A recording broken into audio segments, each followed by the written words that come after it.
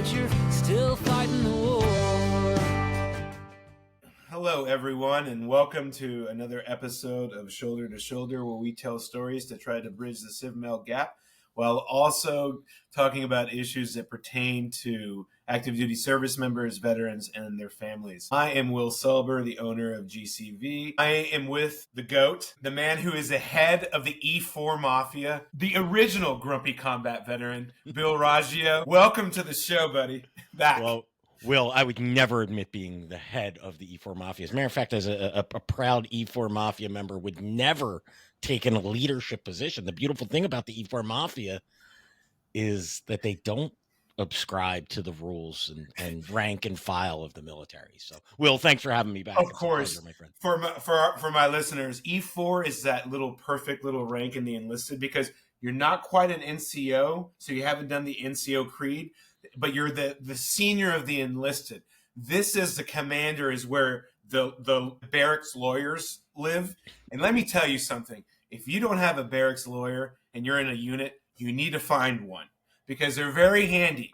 I would get some of them and they were very good. And then I would look at my first sergeant and I'd say, he kind of has a point. I mean, I don't know.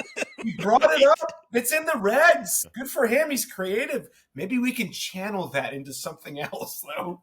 That specialist E4 shield that you wear as in the Army, which I didn't make this up, obviously. The sham shield. Yeah. It's the absolute perfect, it embodies everything about the E4, the E4 Mafia. I love you out there, E4s.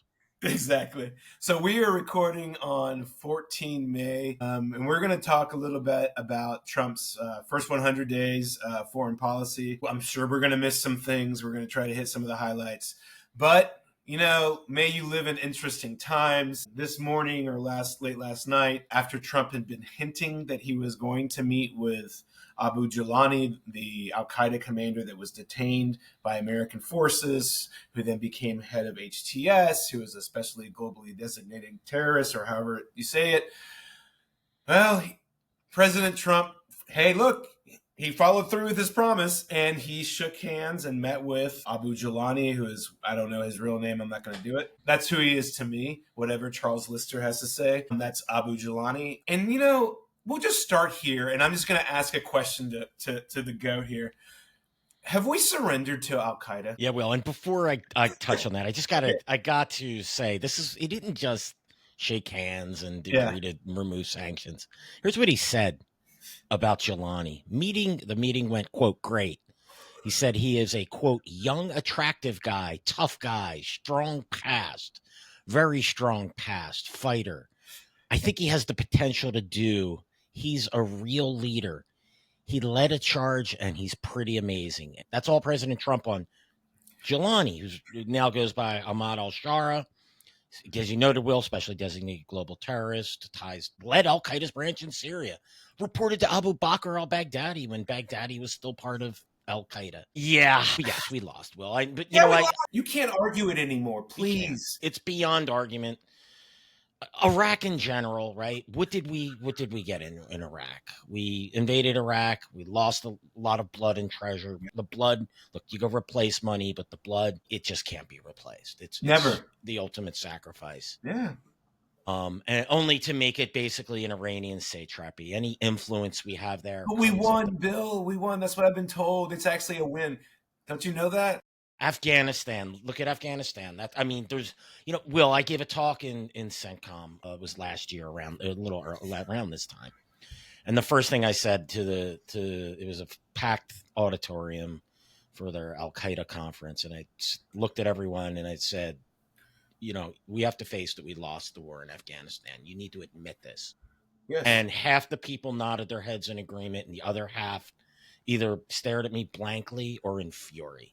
They refused to believe it. And then by the time I give my spiel, right, explain why and how, we're losing the war on terror, I had two NCOs came up to me and was like, I really didn't like what you said when you said it, but listening to you, you're absolutely correct, and it's, now we have this. We empower our enemies. Will, why fight? Look, yes. I was saying to you in the pregame here, I've effectively come become an isolationist, and not for these traditional isolationist way that we shouldn't be involved in the war in the world. It's not our place. It's because we're inept at it. Not only are we inept at it, we're horrible at it. Our political leadership, there's very little daylight between Republicans and Democrats. Let me give you, can I give you a quick example on this, Will? I did this panel in, I want to say it was around 2009, 10, 11 timeframe at Heritage. And on one side, it was me. The topic was Pakistan and Afghanistan. I forget the specifics, but it was really mostly Pakistan. And it was Lisa Curtis, who was the Republican advisor on AFPAC. And then I forget the Democrat's name, but he was under the Biden administration. He was the AFPAC guy. Yeah. His name escapes me.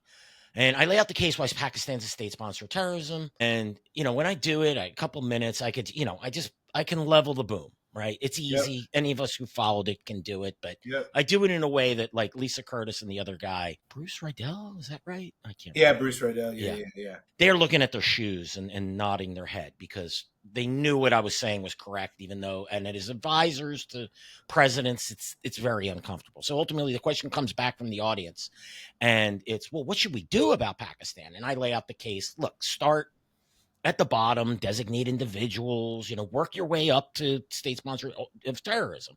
And in between you can cut off trade or reduce trade and do all these things. All the levers that you can do with the state that could make, limit travel, ban visas, whatever. And I explain that, and then they turn to Lisa Curtis, and she says, we need to keep giving them money and hope they change their behavior. And then Bruce Riedel, we need to keep giving them money and change their behavior. And it was like such a, it was me sort of a novice at that time in Washington. I'm like sitting here going, well, I expected to be a little bit more difference. Yeah. But they had the exact same position. So no wonder we lose. So why should we get involved in wars? Like, I'd rather have never engaged in Iraq and Syria than than the ultimate outcome being Iraq, a state of Iran, and Syria run by a terrorist, an Al-Qaeda terrorist. Or I'd never gotten involved in Afghanistan other than bomb the hell out of the Taliban and Al-Qaeda, a punitive attack. Just level if we're just going to turn it all back at the Taliban so they can let Al-Qaeda. We should never, ever. So I think one of the things that I've been wrestling with, you've become an effective isolationist. It's coming up for a year since I've retired. And, it's been quite a year. But one of the things that I get asked a lot, Bill, and I don't know how to answer it, and I think now I do. I live in a part of Texas where there's a lot of young people and they're in their mid-20s and they're successful and they've never met somebody who's, retired. They're just not in the same pool. And you know what? They asked me, like, do you think, would you recommend somebody join the military? And I usually give this hem and haw. And I'm like, well, you have to look at this. But after today, I think my answer is no, don't do it. Don't join the military. Why? Don't do it, man. Look what we do. We get involved in places. They're going to put your life on the line. And then as soon as it's convenient for them, politically, economically, whatever, they'll cut and run. Or they'll cut a deal that undercuts everybody that you've been fighting and killing next to. I think, for me, Bill, and I want to ask this to you. I have a theory. And my theory is that when we went to the all-volunteer force, it effectively cut off the American military from its people. And now politicians don't understand what honor means. They understand interests and money and economic power, but for the people that are fighting because they have no understanding of it, our leaders don't understand honor because you fight on honor. You have honor amongst soldiers. And when you have the president of the United States shake hands and say very nice things about a man who has, killed Americans, raped and murdered Iraqis, a horrible human. And then President Joe Biden goes and meets, one of his representatives goes and meets with him and paves the way. And then Trump just walks right through it. And I would just tell anybody, I want us to have a great military. I want us to have a lot of great people because there's a lot of amazing people in there. But why would I recommend anybody join after we just shook hands with Jelani? How do we explain this to Gold Star mothers? I don't know how. Yeah, I can't. it's also not my place to apologize Yeah. for people above me for decisions I haven't made, but Yeah. the way I want to. And I'm with you. Well, before I even get into, and you're 5 years late on the I came to that conclusion that I know. I wouldn't recommend someone joining the military Yeah. about 5 years ago, Yeah. around the Doha agreement, between Doha and the U.S. withdrawal. I realized at that point in time that, look, your political leadership isn't just not. They're not fighting to win, and they're not really looking out after you, and they don't have honor. As far as the all volunteer force, I couldn't agree with you more, Will. I came to that conclusion probably about 10 years ago, and I never thought, having served and seeing what a volunteer military looked like, and I served in the 90s, so Yeah. I'm old. I would never thought I would have that opinion, but I think there needs to be I think the American public, our military, our political leadership isn't forced to bear the burdens of their disasters because they have volunteers that will bear it for them. That's exactly. And if there are non-volunteers in that military, if there's American families who aren't, traditionally, I don't know, it's a high percentage. Well, I know you've written about this in the past of, generational service. Yes. Right. And when you have that, my father's father served in the military. Yep. They're the ones that the families bear the price, not the nation. And I believe something needs to change in order for us. But until then, we just can't. I think that I struggle with it, right? Because I am I want us to win wars and I want us to be this and that, but I also have to be honest and be why would I ever recommend somebody do what I did? I spent my entire life, the last 20 something years, studying, hunting, killing, watching my friends die, all sorts of stuff, going after these guys. I've known Abu Jolani for a long time. I know him. And when I was at CENTCOM and other assignments. And, it's not just him. It's him. It's Mullah Omar. It's Sergeant Haqqani. It's Hibatullah Akhundzada and all the rest of them who we now have, every year he just sent some people on the Hajj. They gave them a bunch of visas again. They went to the Gulf states. I'm sure they're just really nice guys now. Yeah, look, I mean, I'm all for putting pedophiles in charge of daycares, murderers in, given the keys to a cutlery shop, and put mass murderers in charge of countries. Why not?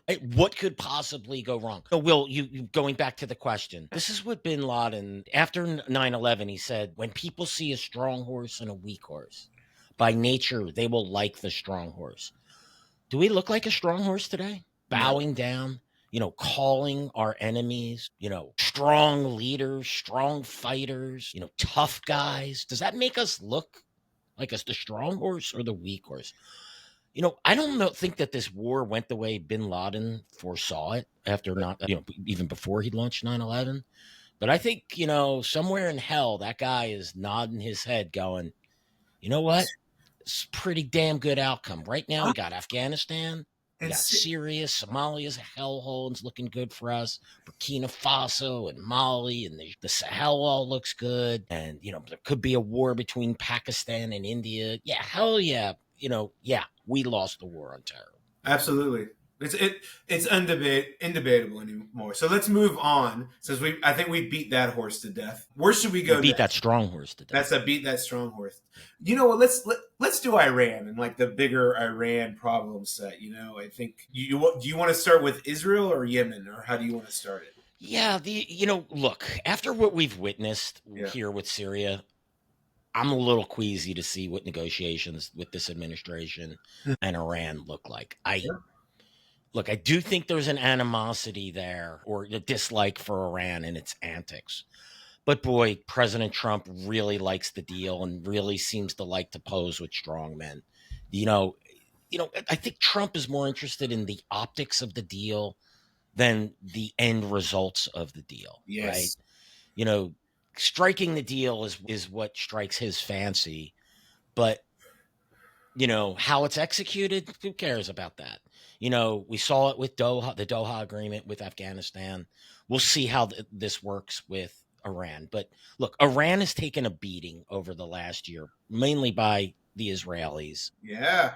Hezbollah has really been set back, but they're regrouping. The Israelis insanely gave them the time and space they need to regroup. Yes. Hamas, it's not looking good for them. But again, let's see if the Israelis, are serious about defeating them, about going in like they're indicating they will. But Jesus, it's been a year and a half since the October 7, 2023 attack.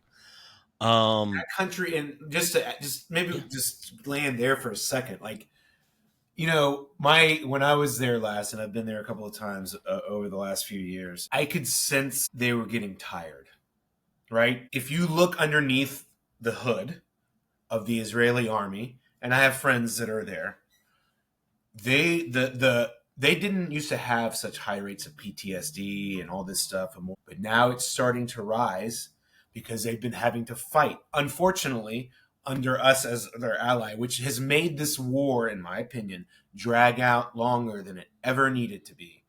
If we had allowed them, in my opinion, Biden started out fine, hug, high fives, yay. But when his left started to use the tactics of Edward Said and all the rest of these idiots, they folded.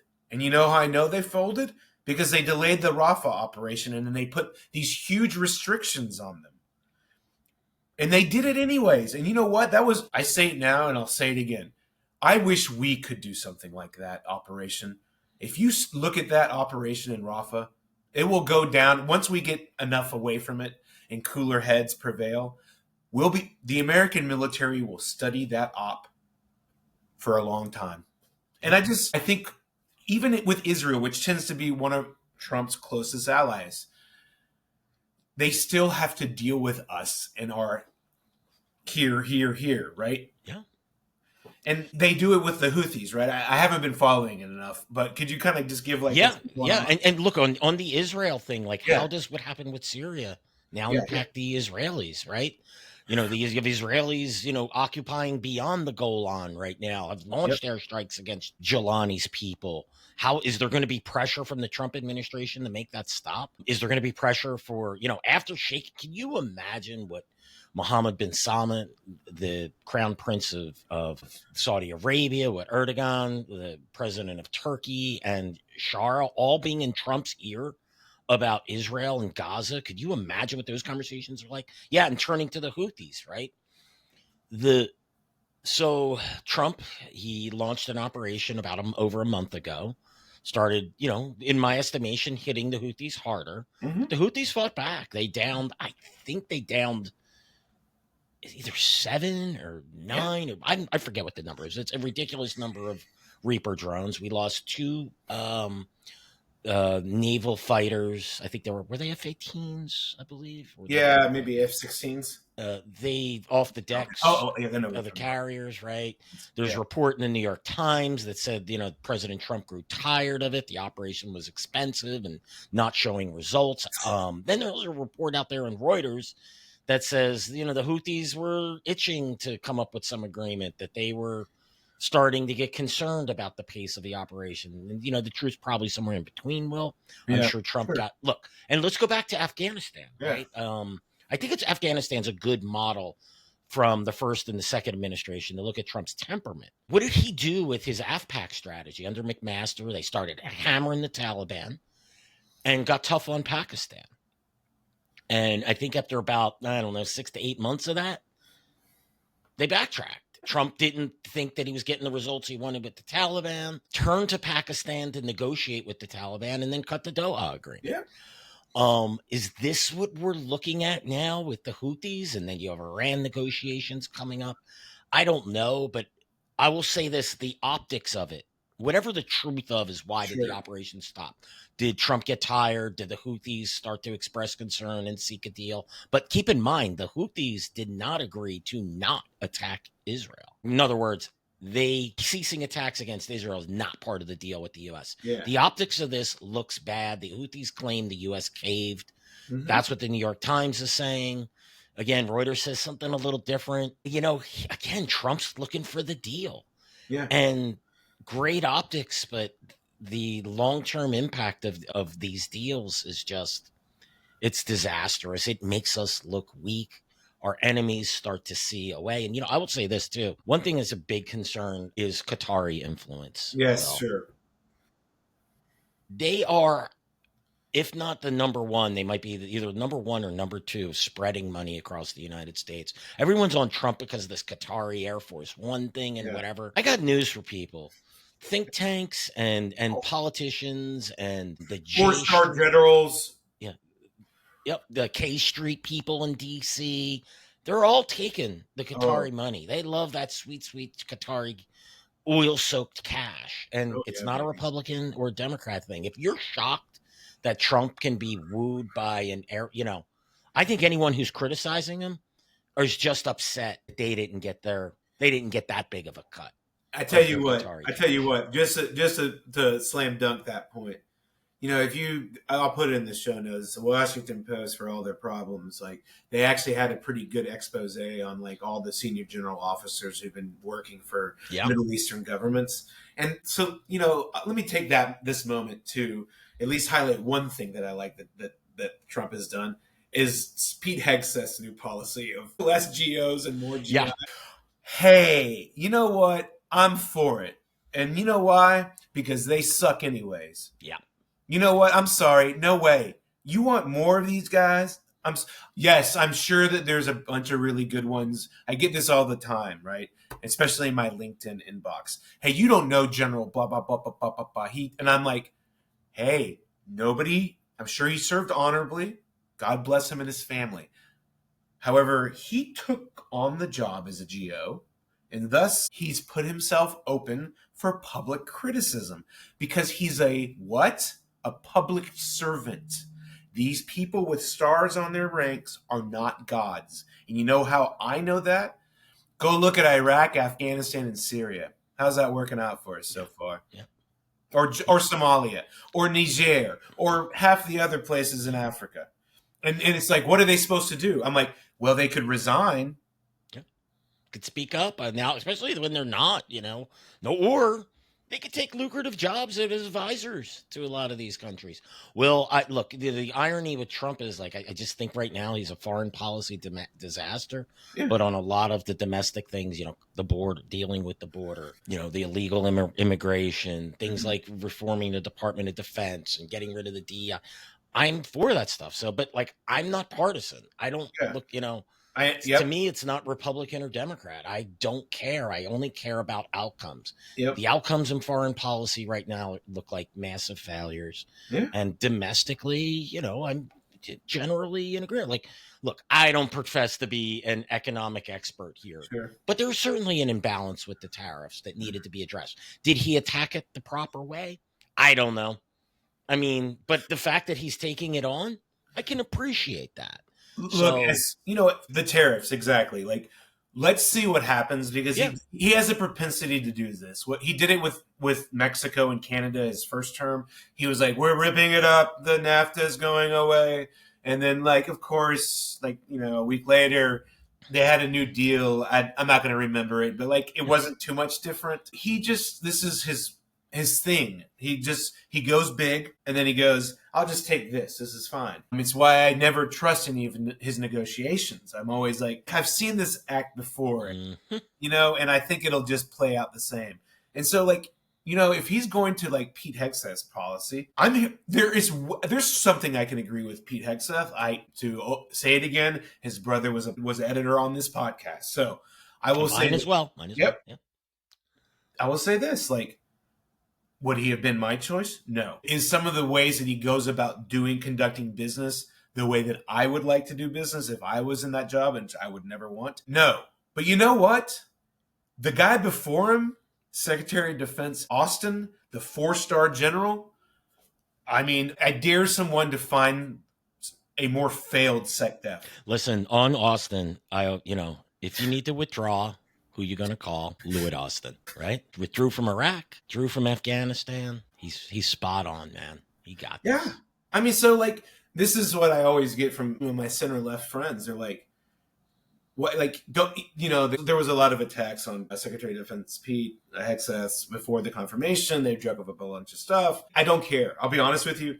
Will, I thought the whole like cheating and stuff went out with the dodo with Bill Clinton, right? Weren't we told that it doesn't matter? That's what Gloria Steinem said in a New York Times column. I mean, it only matters when they don't like that person. When the I get the like that. It's like, well, have you seen his tattoos? They're like white nationalists. Oh my God. I'm like, have you ever hung out with anybody in the Army? Like, look, first of all, it's like Bad Tattoo Central, and I'm a member of that club, baddecisions.com. Like, I'm a member. It's like, I'm about to go to Iraq and Afghanistan for the 4th time. Just put it on me. Who cares? I'll probably die. And people don't understand that. So they just go, they're like little sleuths going, you know what? What did you guys expect from somebody who served in the disaster known as the global war on terrorism? Do you expect that to spit out people who haven't had a past? That's because Americans don't understand what war is. They don't understand how it's fought because they think it's like a Hollywood movie or a video game where like the missile always goes and hits the person and like nobody else dies around them. The war is horrible, but sometimes it's necessary, but it changes the people who fight it. And they have to come home to a country that is completely oblivious to the sacrifices that them and their families made. And so, of course, he's going to have a history. Guess what? I don't know one of my bros that don't. And it gets back to the volunteer versus, they're shouldering the burden. And yeah, there's a price to pay for that. Yeah, the criticism over, I think we, talked about that in a previous episode. Just overblown. I mean, and the signal thing, another one that's overblown. Oh my God, if I have to read another general officer do some sit on his pedestal and be like, tisk, tisk. I want one reporter, just one, to go to every combatant command and ask them if they've been using signal. And I guarantee you every single one of them has, because I used to serve in them. Moreover, that's how we communicated in Afghanistan. You know why? Because there's nothing else for guys like me. There's this thing. I'm like, sure. Oh, yeah, to get on those security. Look, I didn't deal with them, but I've been in when I embedded with military units, like trying to get communication for simple things. Look, Will, like when I started and did the Long War Journal, one of the things the Marine unit that I embedded with, the commander and the ops chief there were like, yeah, well, we read your thing because I could distribute your stuff. Yeah. Unclassified. It was just easier to get the information. It was pretty much on. And this is what we would use to communicate to our troops as to what was happening. I was like, that's fucked up, man. Yeah. I don't get it. Yeah, and so like it's the same thing, happens when the next administration comes on, because it's so easy to have to spill classified information because the United States intelligence community has overclassified everything. Yeah. And you know how I know that? Because they actually have a new CAT classification for like unclassified information. I'm like, what is wrong with you people? Yeah. It's not the 1950s anymore where you have to like safeguard like everything. Everything is open now. You can't hide anything anymore. If you really want to hide something, write it on a piece of paper and put it in a safe. But like just leads to, in my opinion, like Mike Waltz, going to be the UN ambassador. I was sad to see him go, disagree with him on different things, but I thought he could have been that kind of voice there. And now he's in, I think, a much better position, actually, the UN ambassador. I wouldn't want to be Trump's national security advisor. That's a freaking time bomb. It's like, here, you have about 4 months. UN ambassador, you can just sit out there and just say some really nice speeches. Yeah. Yeah, and look good, right? Like just stand up to evil at the UN amongst all your enemies and adversaries, and you look like a hero. John Bolton did a great job of that. Others, right? Look, I knew H.R. McMaster, right? Yeah. He was the national security advisor, one of the few people in Washington whose opinion and who I trust, right? Like, that's a guy I'd follow in the battle. And when he speaks, I have to listen, whether I agree or disagree. And we 100%. Agree on everything.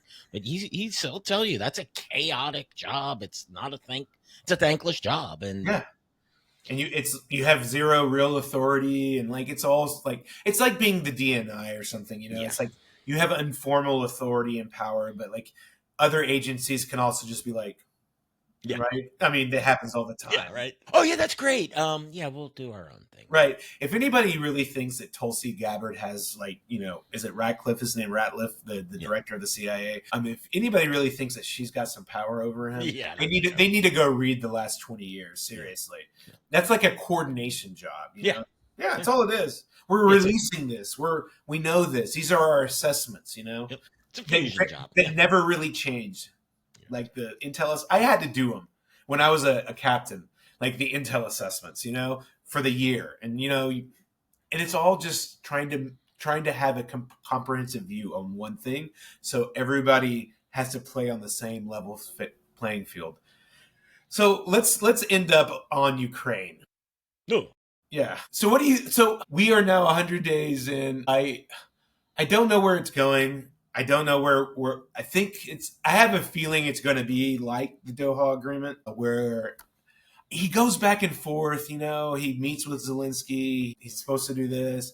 I don't follow it granularly. I kind of like read the headlines and maybe read like somebody's Substack, like Mick Ryan or something. But yeah, I think that it's going to end probably with them having to give up some land, and that's the best they can get. Now the question is this: if you're Zelensky, do you trust a deal with President Trump after what you just saw with Abu Jalani? Yeah. So here's the thing. This is the one place where in foreign policy where I think the U.S. didn't have to buckle to Jalani. We didn't have to buckle to Taliban because essentially we have the power, right? We just didn't have the will. Sure. It's the opposite situation in Ukraine. The reality is that the Russians hold the cards there. I hate to use that term that Trump used even against Zelensky, but it's true. They have 4 to 5 times greater population, their industrial capacity. They have the will to see it through. Zelensky, without a doubt, has to give up territory. The question is how much and how humiliating it's going to be. But I'm going to say, I say this all the time. If you don't like what that deal might look like today, wait till tomorrow. It's just going to look a little bit worse because every day Russia's taking over a town or two. It's advancing. It's taking over a couple of yesterday, I think it was like 30 to 40 square kilometers went under Russian control. Not a lot, but go ahead and add that up. Maybe just call it, let's say they take 10 to 15 a day. Next thing you know, over the course of a year, it's a lot of territory that you're losing. And so he would be wise, but I don't think Putin wants a deal. I don't think he does either. So there's that. But to me, what the Europe need to do is try to figure out a way to make this the least worst possible loss for the Ukrainians. Because how are they going to get that land back if they don't agree to it? Russia annexed those 4 provinces: Kherson, Zaporizhia, Donetsk, and Luhansk. They occupy territory in a couple of provinces. They're right on the border of Donetsk, and once they enter there, that's a whole nother phase of the war. And they're putting the pressure. They're grinding down. We talked about territory, but Russia's real goal here is to grind down the Ukrainian military. Everything looks fine and slow Russian advances, but we could wake up tomorrow or next week or next month and a big gaping hole could be filled. We don't know what that breaking point is for the Ukrainian military, and we don't want to find out. Because if that does happen, look, an analyst, John Hardy at FTD, writes for me at the Long War Journal. He thinks it's just going to be a slow, continuing slow slog like this. The Russians have shown the will to do that. They'll do that. But what if that slog results in, a drop in morale, a drop in capabilities, and a hole or two open up in those fronts? This could look a lot worse. This is the one where I think it's not that I want a deal to be made here. I understand. But I feel, I think Trump's trying to save Zelensky from himself, try to save Ukraine from Zelensky's unwillingness to cut a deal. But then again, maybe a deal can't be cut. And that might be the situation that we're in. I don't think that ramping up attacks, more weapons. How many Wunder weapons, have been given to Yeah. Ukraine? It was HIMARS, it was M1 tanks, it was this, it was that, it was, the Storm Shadow. Everything was going to defeat Russia, and they beat that back that counteroffensive in 2023, which is a massive failure for the Ukrainians and the American DoD. Yep, it was, and they're just grinding down. It's just been a grind for the Russians. We're going to walk out of this with the Russians learning significant lessons of the war. And by the way, what lessons have we learned? How did we lose so many Reaper expense $30 million? We're flying $30 million Reaper drones over the Houthi to attack the Houthis. And I think I think that number is 15 that we've lost, Will, but I'm not sure. No, yeah. I mean, maybe have we learned the lessons of Russia and Ukraine? Maybe we have. No. Do we even have low tech drone systems in the military that we could deploy en masse? Maybe this would be a better use of some of our capabilities. I don't know, but the Ukraine one worries me considerably. Yeah, so I will say this. I'm conflicted on this one. I go back and forth. I actually think, when they had that big Zelensky and Trump had that. Yeah, at meeting, the White House, sure. Right, and there was this kerfuffle, and I think it was actually, I don't know, it was at the end of it, and like they got into this thing, and I actually thought that for domestic and for posturing, it wasn't bad for Zelensky, but I also think at a certain point in time, unfortunately for Zelensky, he's made mistakes, every leader makes mistakes, but he did rally his country to blunt the initial invasion, which shocked the world, right? Now, unfortunately for him, he had Joe Biden as his ally. And I want to foot stomp this because a lot of people give Trump some problems. Let me come after Biden. Well, there's this great book called Rhetoric and Reality in Air Warfare. It's by a professor named Biddle. Anyways, and it talks about the rhetoric of air power in World War II versus reality. Mm-hmm. And I take that and I place it onto Biden. He talked about freedom. He talked about democracy. He talked about NATO and how important it was less than 3 years after he abandoned NATO on a battlefield in Afghanistan. Where is the rhetoric versus reality there? Now, you can make the statement that he had to do off-ramps, that Russia isn't nuclear power. Fine. Well, then make that part of your public rhetoric. You can't do that to your ally that you're like, we're here forever and we're going to make sure that you blah, blah, blah. And then you got to go, well, a little this, a little that, not too much this, not a lot of that.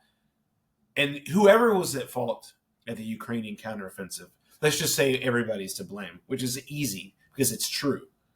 It's just yet again another failure on the previous administration. And let's not forget the Gaza Pier fiasco. No, we should not. On your point, look, in Europe as well, right? Did they ramp up weapons production and munitions production? No. Have they gotten their, defense budgets over? They keep telling us that, the Russians are coming to Europe. Well, look, they're struggling, on the front in Ukraine. They clearly can't. Maybe 5 years from now, 10 years from now, that's a problem. But, the rhetoric never met the reality that Russia is a deep threat. But we want the U.S. to fund the whole thing.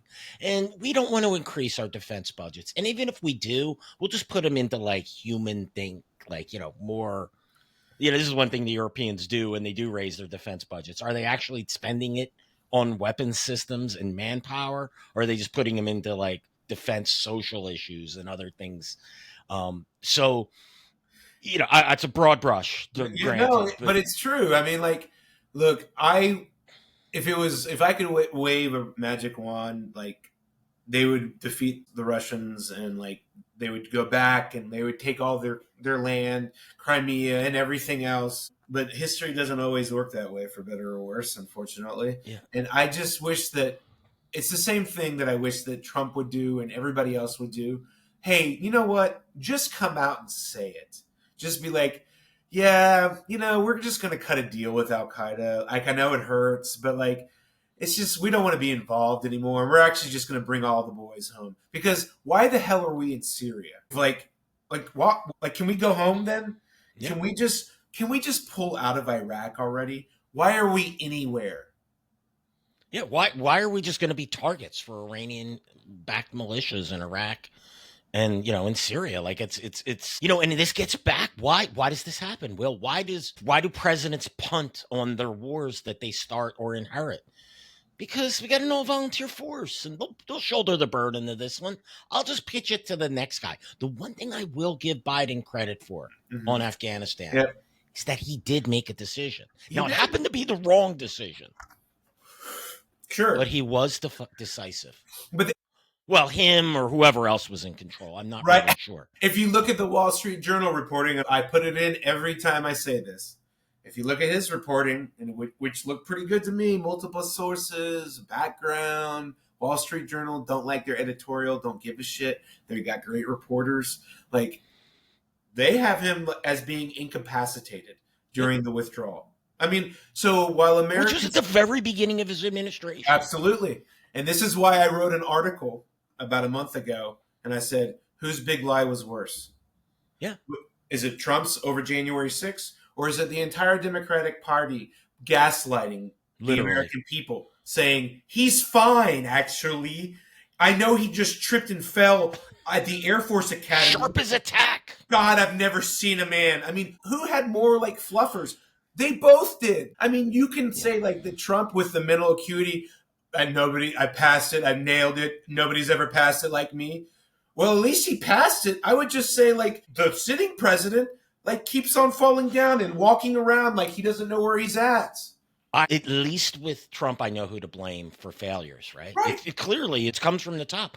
What bothered me with Biden is, and then we got this argument once it came out that he might, once he started, the calls for him to resign. We don't really, it doesn't matter who the president is. It's who advises him as it matters. I didn't elect Jake Sullivan or whoever. Where does the buck stop? How do I know? I don't know. I mean, people have come up to me. They're like, they use Doha as a force field. They just say the magic words, Doha, and like all of a sudden, like Biden never did anything wrong, right? It's just like, and none of them have read it. Not a single person. Yeah. It's only 3.5 pages. Will, I've signed car loans that were longer, much longer. I'm like, so I mean, does everybody remember what Biden did? He didn't even take responsibility for it. He actually just blamed the Afghans, the party of the people of color, of the downtrodden, of the transgendered gays, lesbians, whatever. And yet, in the moment of truth, when people of color were on the line, and when whatever you think about gays and lesbians, or whatever, they at least had some space to exist in the Afghan government as corrupt and whatever problems they had. They're not perfect, neither are we. And then when it came time, they all stood in row and they said, actually, Joe Biden's right. And the Afghans didn't fight.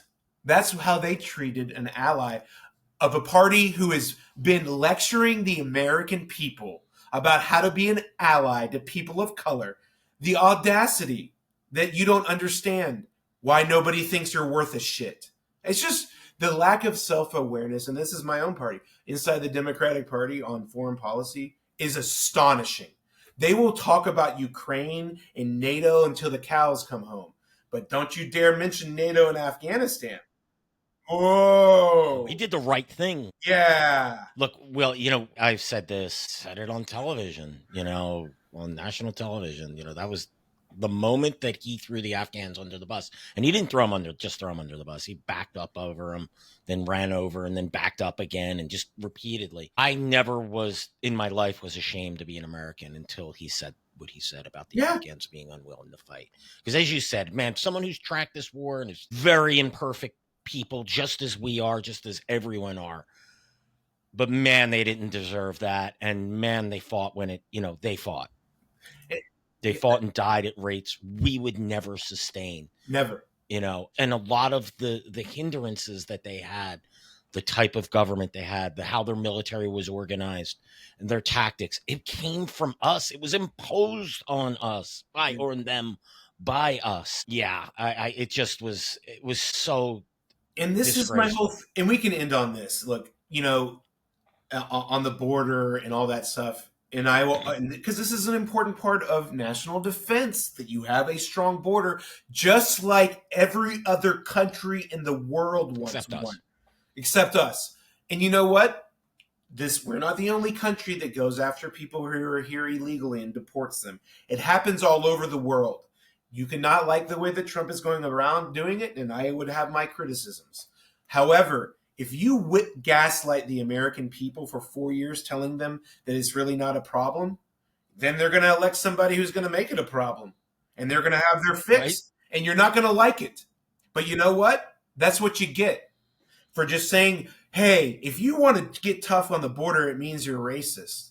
Like, what? You know what? Go down to the border. Yeah. My brother lives in the border in Texas. And, like, I'm friends with, like, tons of Mexican Americans and Mexicans that live down there. And you know who wants a tough border? They do. Yeah. Yeah, just look at how Republicans picked up in the counties, in the border states. It's insane. You know, and they're primarily Hispanics. They're primarily Mexicans. The gaslighting on multiple issues by the Biden administration is just horrific. And it brought them the person they hate the most. Yeah. Donald Trump. Honestly have themselves to blame when it comes to that. Will, like, again, I'm just not I don't have a partisan bone in my body. I hate all politicians. When I have to go to DC, I always joke, and it's not a joke, it's serious. My favorite part of the trip is the drive home. Yeah. I want to take 5 showers to scrub the stink off.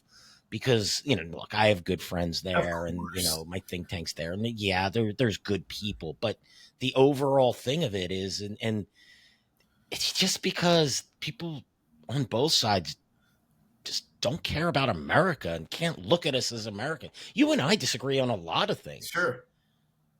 So what? So what? Like, so what? I mean, I learn something every time I talk to you. Exactly. And that's a good point. And, you mentioned it. You made a great point, Will. Like, we may not like how Trump, and like, I wouldn't maybe do certain things with deportations and how he's doing it. Yep. The fact is something needs to be done. And that's what the American public elected him for. And this is so I want to end on this is go ahead, Bill. Yeah. A personal note. And thank you, Bill, for coming on this. Will, anytime you need me. Yeah, it's always a pleasure. I want to talk about the TPS, and this is just Will Selber here. Look, I don't like it. I don't like the decision. I think it's wrong. I think Kristi Noem saying that the security situation in Afghanistan has improved and that the economy has gotten better. I think that was her rationale for removing TPS. I think that's objectively false. So I have a problem with the argument.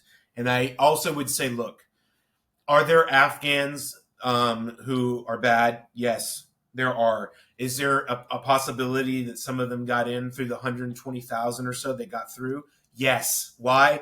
Because it's just simple math, people. And we're not great at vetting. You know how I know that? Because last summer, like 8 Tajik nationals got through the freaking border. Right. I mean, like, sorry, people. But here's what I do know, because I was in Houston, Bill, meeting with the Afghan community leaders this week about the recent Afghan refugee, a guy who was a commando in Afghan Special Forces, Waziri, and he was murdered. It wasn't terrorism related. It looks like it was an American, and who the cops have released, and we'll dig down into why. But you know what I saw, Bill, that gave me like a lot of pride? Here were all these Afghans. I met with about 15 of them. They're community leaders. Their community leader is an American citizen who came to Afghanistan before the fall and got his degree law degree at SMU, and he's like leading everybody. And they're protesting and they're fighting and they're doing the things that Americans do when they feel like they've been, stomped on by the American government. And that, I would just say to those, a lot of these Afghans, and every one of them feels betrayed by the American government.